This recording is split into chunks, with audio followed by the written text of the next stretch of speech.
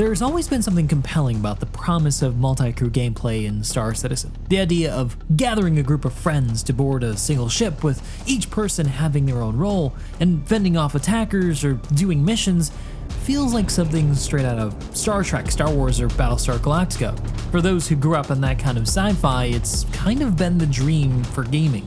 But ever since Star Citizen introduced big ships that need a crew, the dream has fallen a bit frustratingly short.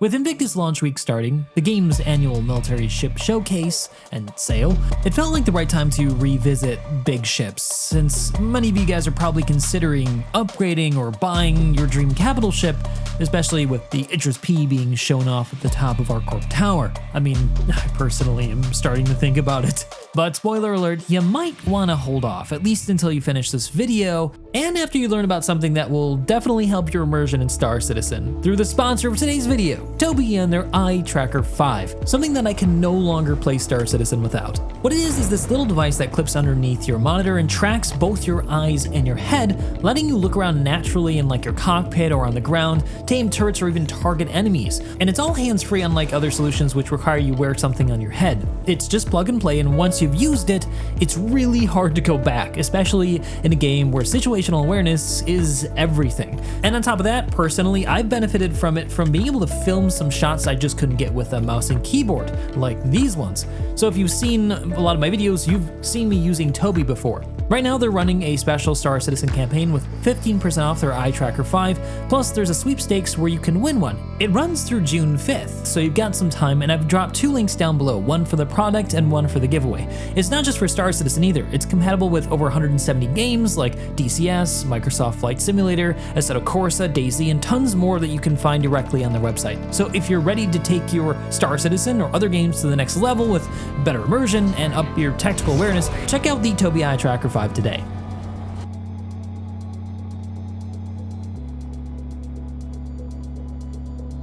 Star Citizen's multi-crew experience is a bit bipolar. On one hand, if you've ever jumped into a multi-crew ship with friends, you might have had a pretty good time. There's not much to do besides plinking targets as they fly past, but it can still be pretty entertaining, especially for friends who aren't as comfortable flying their own ship. And plus, there's always an appeal to some people like myself for doing some soft role-playing, like pretending you're part of a crew and coordinating like you're on the bridge of the Enterprise or something. In range. Fire. But that fantasy falls completely apart the moment you find a hostile player. If you've dipped your toes in PvP or just brushed against it doing any events that run up against PvP, you'll probably know where I'm going with this. Let's say I take a Hammerhead, a ship that's advertised by CIG directly on their website as designed to combat fighters, and you crew it with 6 of your best buds. Now let's put this up against 7 players, each with their own fighter. Who do you think wins that engagement? You might think it's a toss-up, big ships, big guns, designed for this exact scenario, right? Well, PvPers are already laughing at this because they know exactly what's going to happen as well as I do. The Hammerhead is going to get melted in seconds, and it probably wouldn't even be able to scratch a single fighter before exploding. So then, what's the actual balance like right now? How many fighters does it actually take to start threatening a Hammerhead? Well, only about 2 or 3 coordinated pilots, and that's it. That becomes a real challenge, and in some cases a single skilled pilot can take one out entirely solo. And if you don't believe me, I went out and recorded exactly this scenario for this video to demonstrate this, where we went up against a Gladius and an Arrow and a crewed Hammerhead, and well, it was even worse than I remembered. The Arrow eventually died from flying directly at the ship unintentionally. It was an accident, but the Gladius ended up kiting the Hammerhead for much longer until the Hammerhead blew up, and we could not do anything to contest that ship, no matter what we did. The same equation plays out for nearly every multi-crew ship in the game, and actually I would say that with the exception of the Polaris, everything else plays out even worse. No matter the ship, no matter the crew, right now it is always better to put the same amount of players into separate ships instead. More DPS, more survivability, and in the chaos of a real furball dogfight, it's a hell of a lot harder to deal with multiple targets versus one easy one. So unless you're doing an activity that requires you use a big ship like hauling cargo, there's almost never a reason to fully man one because you're just handicapping your team. And this is where I start to feel a bit conflicted, because patch after patch, year after year, we've seen them try to change the way things are balanced in the hopes of trying to make big ships work a bit better, but unfortunately, In my view, they've never really hit the mark. Take the Polaris in 411 for example. It's seen a major rebalance in this recent patch. They cut the shields in half, they nerfed maneuvering, but then they tried to buff the turrets by giving the main size 6 more ammo and giving a huge boost to turret ammo capacity, not just for the Polaris, but all multi-crew ships in the game right now. These are really meaningful adjustments, yes, and clearly based on internal testing and probably a ton of backend data, it looks like it should work, but here's the thing. They don't really change the outcome. In every case where they've tried to make adjustments, a handful of fighters just stay in the blind spot or simply stay out of range of a big ship. Right now that looks to be around 500 meters, and they just chip away at the shields until eventually they get to the hull and then the big ship explodes, bringing down a fully crewed ship without any risk to the light fighter. And you might think, well, if they had armor or the ships were more durable, maybe they would stand a chance, but you look at the Polaris in its previous state where it had twice as much HP, and the result was still the same. Nobody was manning the Polaris on the regular because it was better to put them in separate ships to have the advantage. So no matter what they've done, that threat to value ratio has never tipped in the multi-crew ship's favor, or even made it tactically interesting as an alternative. We've seen them go so far as to even overhaul the entire flight model with the introduction of master modes, which brought combat speeds down dramatically. And while it sounds like it could help big ships by slowing down ship speeds and making them easier to hit, unfortunately in practice it just hasn't. The relative speeds between fighters and big ships is still leaving big ships with a huge disadvantage. Fighters remain fast and nimble just enough to dictate the terms of every engagement, while big ships are struggling to bring any meaningful pressure in return. The issue ultimately comes down to the turrets just not being able to track or hit light, medium, or heavy fighters beyond 500 meters, which is incredibly close in Star Citizen. But tracking isn't the only issue. Compounding the problem, master modes remove traditional weapon falloff in favor of a cone-based accuracy model. The idea is that by increasing the weapon spread over distance by creating a cone of fire, it encourages pilots to get closer to increase their hit probability. On paper, that sounds like a great way to reward skill and positioning, but in practice, it just doesn't work for big ships. Let me try to explain this as simply as possible.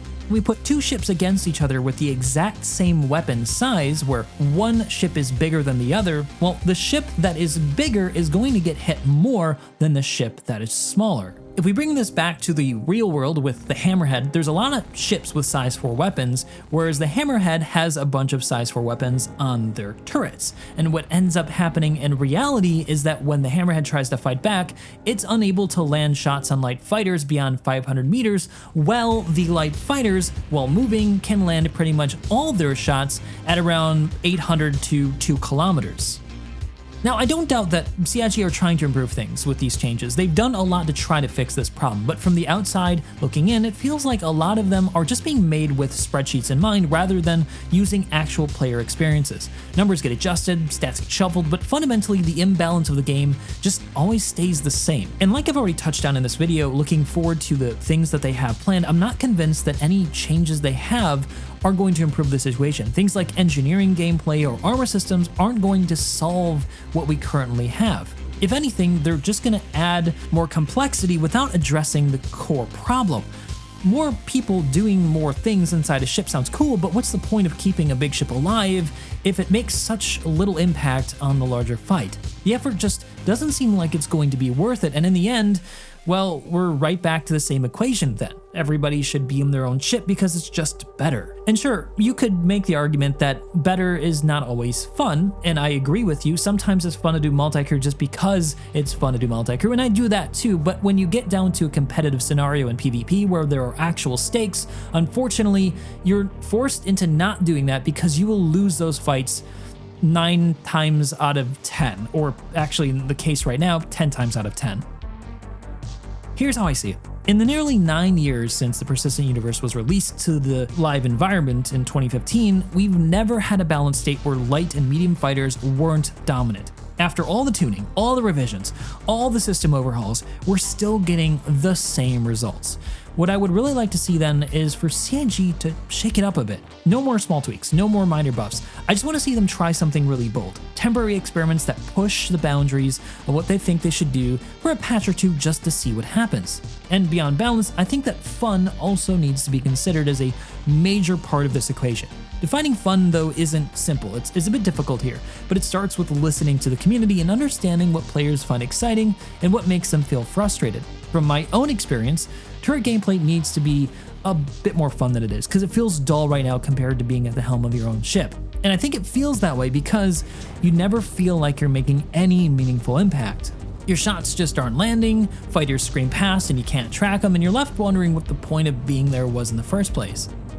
The solution then to me is that ship turrets need to feel better. No matter how they tweak things, they just have to be better. They need to track faster, land shots more reliably, actually feel dangerous, especially to lone and uncoordinated fighters that wander into their range. And this shouldn't be exclusive to combat ships. Industrial ships, support ships, and any ship with a turret should have a way to defend itself and make it feel like an actual threat. Now, how that ends up looking is really up to CIG. I can't tell them what to do, and they wouldn't listen to me anyway.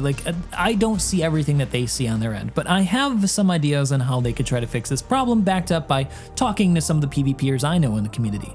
They basically have to modify how weapons work on turrets.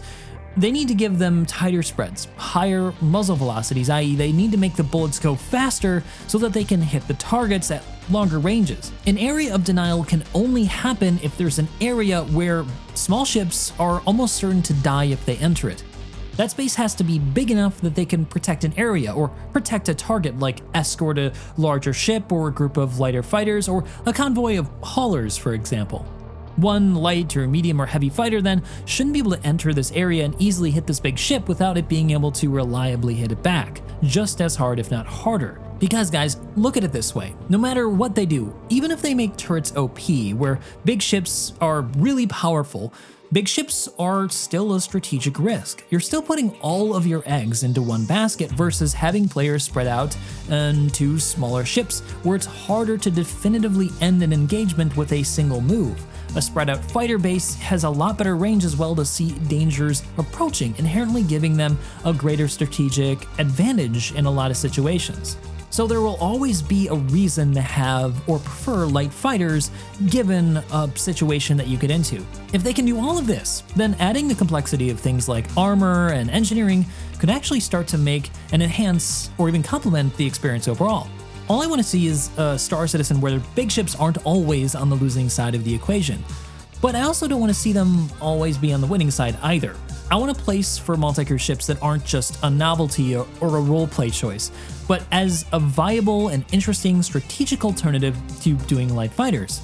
The right tool then for the right job, as it were. That's the kind of dynamic gameplay that I want to see take shape, where different ship choices make for more interesting experiences. So then, the answer to whether or not you should buy a big ship should be a bit clearer now. If you're buying it to bring something impactful to combat, you're probably going to feel really disappointed with the current balance. But if you're looking for a way to experience Star Citizen differently for roleplay, cargo hauling, or medical support, or maybe just because you love the idea of commanding a capital ship, then sure, go for it. Just don't expect to change the outcome of any space battle just yet. So yeah guys, what are your thoughts? What would you do to try to change it so that big ships have a place in PvP? Let me know down below, and if you like videos like these and you want to see more, please let me know by hitting that like and subscribe button, and as always, I hope to see you in the next one.